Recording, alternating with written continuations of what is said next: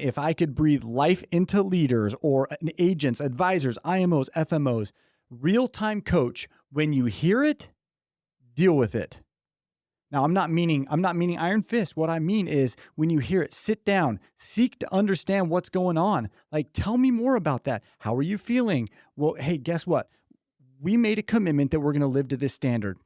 How do we get back there? And coach them through that, lead them through that. Don't smash them down. Don't put them down in hopes that they'll somehow elevate. But man, I will tell you, it's so important, this concept of real-time coaching. Yeah, and that's a tricky one. Just break some of the verbiage to get into real-time coaching.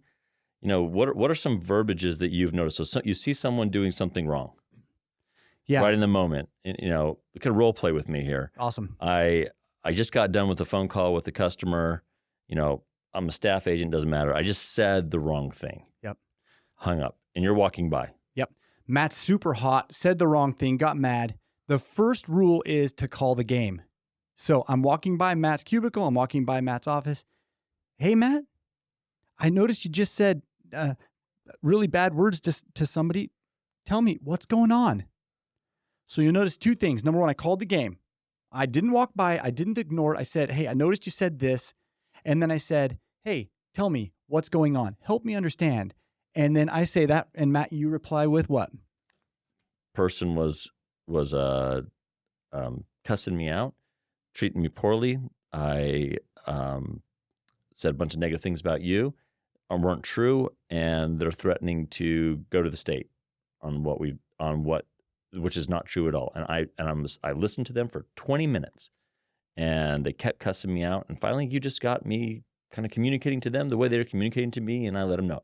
Yep. So now at this point, Matt is the biggest thing for us as leaders is we want to solve the problem. The problem is you can't do that anymore, Matt. Yeah. That doesn't happen. Instead, number two, stay in curiosity. Well, no kidding, Matt. Tell me more. Tell me more about that situation. Well, basically they were supposed to get a form in. They didn't get the form on time. We sent them the form, but they're just mad that they didn't get the form, and now they can't get their RMD at the right time. Uh-huh. And so they didn't get the check when they thought they were going to check, and they're really upset about it. That sounds super frustrating. And that, what did that cost you? That missed form, and help me understand what that cost you. Well, he's threatening that he's going to go talk to his lawyer and to the state because he didn't get to pay his taxes on time, and now there's going to be a penalty. And he's furious at the company, but it's nothing we did. It's the company that didn't send the form. That's what's going on here. Yeah. So let's rewind a little bit then. So all of this is happening, and you're caught up in the emotions of this. Tell me, how do you think you handled it? Well, I thought at the beginning I was doing great. I just lost the patience. I just am so freaking mad at this guy, and I'm done. I get it, man. That's frustrating. So let's pretend forward that you just continue interacting with all your clients like this in that same matter. What do you think will happen? Probably they're going to get more mad, and they're going to carry through with what they said. Yeah. And instead of maybe talking them off a ledge. And if they carry through with what they say, what happens? Well, we're going to have some problems here because we're going to have, complaints and different things that we have to deal with. And so we're going to have some problems. So help me understand. Next time one of these situations arises, because it's going to happen, right? Yeah. Next time it arises, how do you think you could handle it differently? Well, I think if I can't get to the point where I can solve it, I think I probably need to bring you in sooner. Okay. And what's that mean? Bring me in sooner?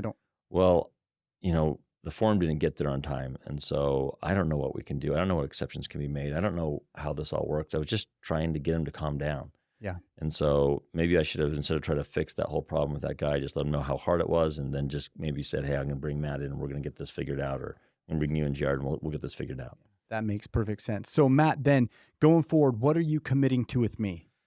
That I won't get so mad and cuss out my customers. Okay, awesome. So obviously this is a role play, and we're just having fun. But I hope that the takeaway from the community that's listening is this. Number one, I called the game. And then number two, the job as a leader is not to solve the problem.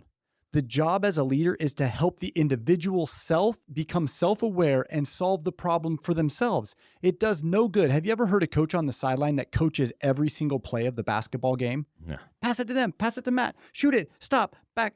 like as a leader, man, we've got to empower our people. And so the way we do that is to stay in curiosity, call the game. I saw what happened. Tell me about it. Tell me more. Hey, what does that cost you? And start asking drill down questions. As you notice, if you rewind this, I bet I didn't make a statement. I only asked questions. Yeah. And I found that the more likely scenarios in an office organization is it's very rarely, hey, I walked by and I heard this. It's usually so-and-so said this, a client said this, walk me through what happened. Yep. And that's the easiest way to hit it head on. Yep. Walk me through what happened. And you got to be calm. You got to be understanding. You got to be on their side to try to like really understand. And you're going to find some times where they screwed up and it's, you know, sometimes it's so bad that they don't get to stay there, right? But very rarely that's the case. You've coached me on some of these things as I've helped people over the years and grown some of my businesses with some of the consulting you've done with us. What was interesting is what I started doing after a while is because I went through that whole process. I could keep it short after a while. I just go back and I'm like, what'd you learn? And they're so used to that whole coaching process. It just got to, they finally realize, okay, this is the coaching moment. I don't have to go through that. But that first 2 or 3 times you have to walk people through that, especially if they're not used to it. But you can get to the point where you're finally like, heard that one. What happened? and then they're really good about it and they can kind of walk through the whole process themselves. Yeah. Well, and ultimately the old saying is that talent craves accountability. Oh, absolutely. I mean, talented people want to be coached. They want to know what they're doing wrong. They want to know when they can win. And so it goes back to what do people want? They want to know how to please you. Yeah. I've they talk about talent craves accountability. What I've also learned is talent or people in general crave progression. I want to feel like things are going up. I want to feel like my life is moving forward. And so, if you're not constantly thinking about how I can move my employee's life forward, you're gonna lose talent. It's gonna happen. And if you got people that are content with where they are and not moving forward, maybe they're not the right people. Having that talented individual sitting on your doorstep and be like, hey, Matt, I just want to let you know, bud, I'm going to the competitor. Yeah. And then what happens? What do you need? Anything. What salary do you need? It's too late. You're almost begging because you got to go back through the process of rehiring, identifying the needs, bringing them on board, training them, and you got to slow down to speed up. And so my coaching or maybe some insight that I can give to you is when you bring someone on, set them up with a plan, review what they've done, continually review what they've done, help them understand what they could do to do better. And as you have this cycle and you get in this flow with your talented individuals, any of your individuals for that matter, you're going to see that progression and you're going to see that growth. Absolutely.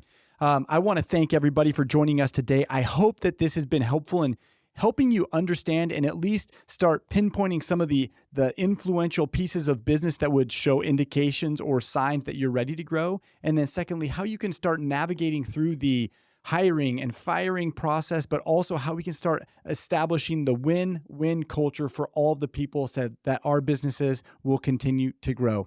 Thanks for joining us.